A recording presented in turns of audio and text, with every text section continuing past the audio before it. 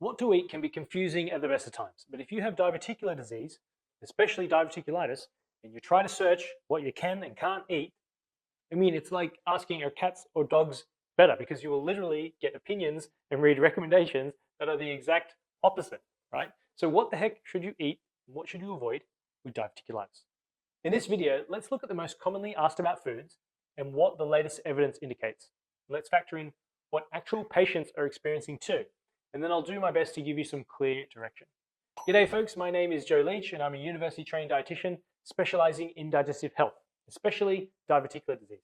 My company, Diet vs. Disease, is the world's leading online dietitian company working primarily with digestive disorders. So the topics we'll be covering in this video are diverticulitis anatomy, nuts, seeds and corn, alcohol and smoking, red meat, fiber, should you have more or less, plus a bonus mystery topic, and this is one that seems to go under the radar in this whole conversation that you absolutely need to know. So make sure to stick around till the end.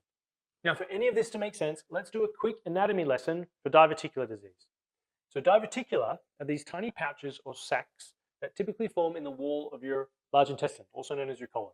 And over half of North Americans and Europeans develop diverticula by age 60. Most are just never aware of this because they don't cause any issues or symptoms. That is, unless they become infected and inflamed, which is called diverticulitis. And according to scientific consensus, what causes them to get infected and inflamed is fecal matter or mucus or other substances, possibly food compounds, that get trapped in one or more of these diverticular sacs. Now, the very thin walls of these sacs then become damaged from a small perforation or puncture, which causes an infection and the resulting symptoms. So what food is getting caught in these sacs and triggering diverticulitis? Well, let's start with nuts, seeds, and corn. It's widely thought that these become stuck in the diverticula and trigger inflammation. Is that true? Now, I actually made a video about this topic in 2016. It's very cringe, so please don't go and watch that. And I bring that up because still now, doing this updated video, there isn't really any new research than what we had back then. So diverticulitis remains very under-researched. So what studies do we have? Well, a study looking at reported food intake of 47,000 men found that after 18 years of follow-up, those who ate more nuts and more popcorn had a lower risk of diverticulitis compared to men who rarely ate those foods. And regular corn intake had no link to risk either way. That is suggesting nuts and popcorn are good for diverticulitis, in that they may help prevent it from occurring in the first place. But there's three key things here we need to consider. Number one, this was a study in which the subjects did not have diverticular disease to begin with. So I'd say those findings aren't relevant to those who've already been diagnosed and want to avoid another diverticulitis attack, which is who is actually worried about nuts and seeds and corn in the first place, right? And so we'll get to that in a moment. Number two, the study was men only. And number three, you can't take the results from an observational study like that and apply it as a rule, because it shows correlation between food and intake and the disease, but it does not show causation. Let's do an example with shark attacks. I'm Australian, so why the heck not? And we know that shark attacks are more likely to occur when ice cream sales are higher. They are correlated. Does this mean one causes the other? Of course not. There are other factors here, such as warm weather, which means more people in the water and more people buying ice cream. So just because a high intake of popcorn is correlated with a decrease in diverticulitis doesn't mean it was the popcorn. It could be that those people are more physically active. They eat other foods that are protective. They have less stress, etc. I could go on and on. My point is, all we can say from those study findings is that nuts and popcorn may reduce risk of diverticulitis if you don't already have it. So what about if you've already got diverticulitis? Well, for that scenario, there is no research, just patient anecdotes, which are stories of personal experience we tell one another, which really is all we have. And while you can't rely on these individually, when there are thousands, even tens of thousands of anecdotes of what people believe cause their flare-up, it makes sense to listen, especially when we don't have any research on it. Plus, for us, in our business, we work with so many patients too, so we hear it all firsthand. And there are loads of patient reports that corn, nuts, and seeds cause issues, particularly sesame seeds, chia seeds, and anything really small that could get caught in a diverticular sac. It's a pretty compelling theory. It makes sense, right? Well, on the flip side, there are also loads of patient reports where they eat those foods and it doesn't cause any flare-ups.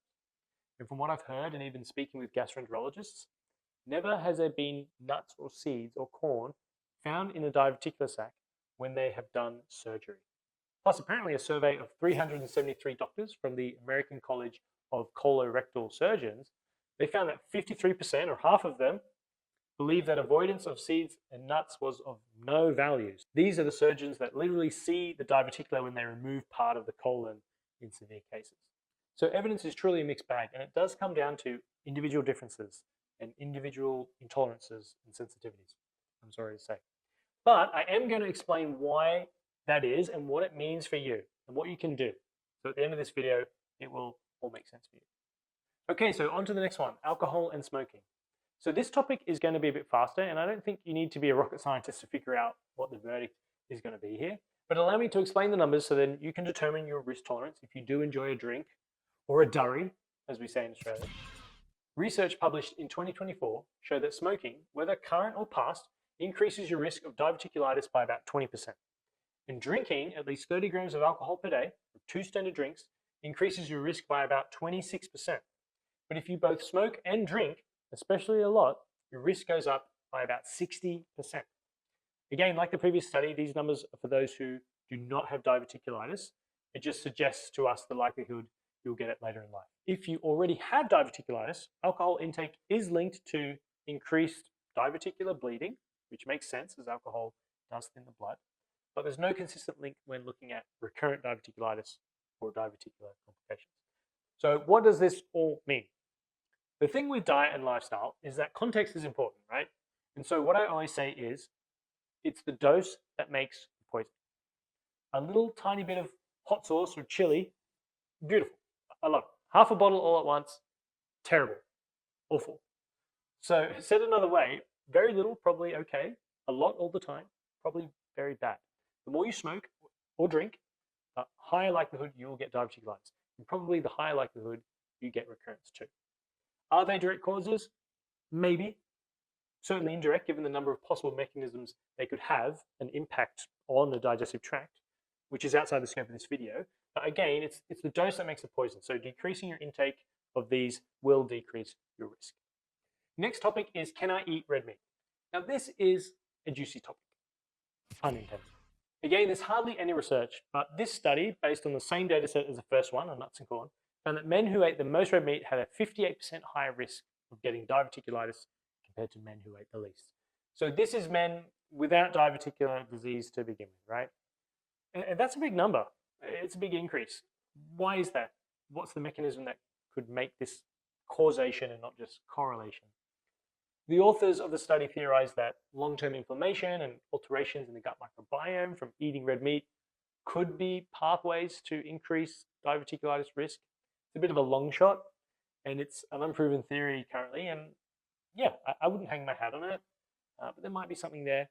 Personally, I think it's more to do with the fact that those who have unhealthier lifestyles and eating patterns typically consume more meat and more calories. That's a fact. And we know the risk factors for diverticulitis include the waist circumference, body weight, the fat around your organs. I mean, that's a topic for another video. So that's likely the main contributor that was observed in this study, rather than it being red meat intake specifically. The study itself even states we need to be careful not to mix up correlation with causation. The rate of shark attacks and an increase in ice cream sales, right? Okay, what about if you already have diverticulitis? Again, this is where we have to see what patients are saying. The general consensus is that red meat is not an issue. Many have said they used to think it was a steak they ate, for example, but it turns out it might have been the salad they had with it, namely lettuce. Now, I'm not saying that lettuce is the problem either. It's just an interesting observation and highlights individual differences, but also how we look for correlations. Our brain is like wired for that, looking for patterns, which can often lead us down the wrong path. In the end, it's not clear if red meat increases risk, and it's even more unclear if you already have diverticulitis, if red meat increases risk of future flare-ups. I certainly believe there is a lot to be said for inflammation in the colon and for that contributing. And so it's just whether your food intake, including red meat, increases inflammation or not, which I suppose could in some people and not others. I'll talk more about that in the end to help it make more sense. Next topic is, how much fiber should I eat? Should it be more or less? So when I was writing this video, I was going to exclude fiber and make a whole separate video because the whole goes deep on this topic. I decided to keep it in, but it's sort of a footnotes version. If you want me to do a deeper dive on fiber or any of these topics in its own video, please let me know in the comments, okay? Remember at the start, we talked about diverticula being these tiny sacs that form typically in the colon, and what contributes to them becoming infected and inflamed is that a substance or compound gets trapped in these sacs and ends up tearing or perforating the tissue, leading to infection and swelling. Now, if you think about the statistic that half or more than half of us will develop diverticular sacs by age 60, it's not unusual then that food and whatever else collects in these sacs at some point. But they're supposed to be naturally flushed out gently without damage. And so symptoms don't occur, and most people never know they have diverticula in the first place.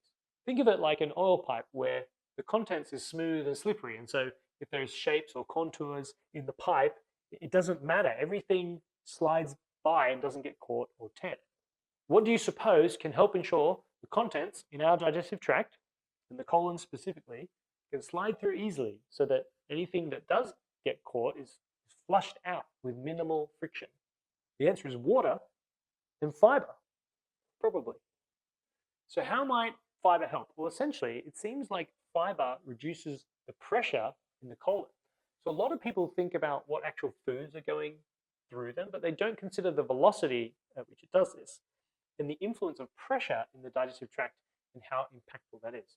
Think of the colon as like a balloon, and with high pressure, it puts more force on the walls of the colon and the diverticular sacs that are there as well. Some even believe it could be what causes the diverticula to form in the first place, that pressure. Now think about an expanding balloon about to burst and the pressure and the stretching of the sides. Fiber is thought to reduce the pressure within the colon through a few ways. So first, it absorbs water into stool. So this results in a larger stool volume that stimulates peristalsis, which is the wave-like muscle contractions that move food through the gut. Now this reduces the time stool spends in the colon, decreasing the likelihood of hard, compact stools that would otherwise increase pressure. The second is softening of stool. So softer stools require less forceful contractions from the colon muscles, which reduces pressure within the colon.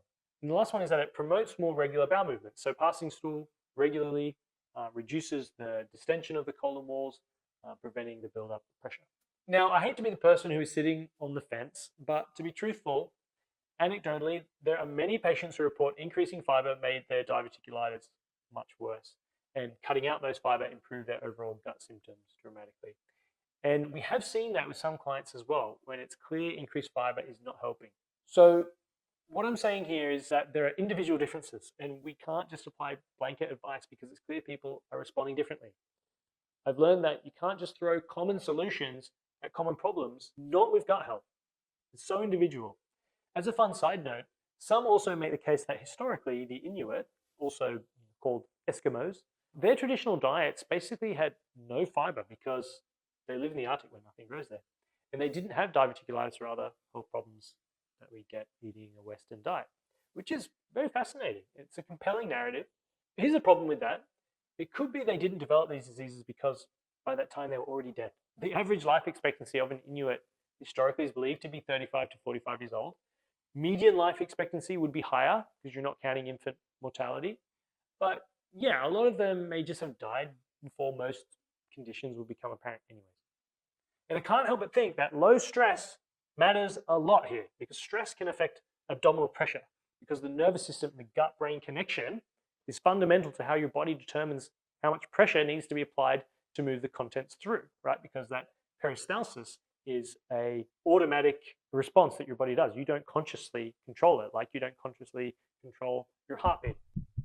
But that's obviously not a nutrition topic, so that's a tangent. Let me know if you want me to do a video on that. I need to do a lot more reading and research on that topic, but it would be fun. So we've covered fiber. If you're still with me and managing to take all this info in, you've probably noticed the other thing I mentioned alongside fiber, which was water. And that's the bonus topic I wanted to include because obviously we need water to keep everything inside us moving and sliding, and it does that alongside fiber. But not only that, our body, our cells, we need water to remain hydrated, to remain as elastic as possible, even more so as we grow older.